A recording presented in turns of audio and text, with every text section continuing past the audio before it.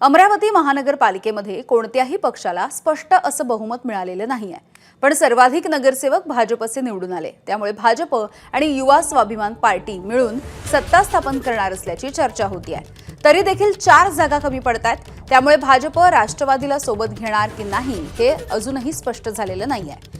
दुसरीकडे काँग्रेसने देखील महापौर पदासाठी हालचाली सुरू केल्या। काँग्रेसचे नेते आणि माजी मंत्री डॉक्टर सुनील देशमुख यांनी महाविकास आघाडीचा महापौर तुम्हाला येणाऱ्या काळामध्ये अमरावतीत दिसेल असं वक्तव्य देखील केलं।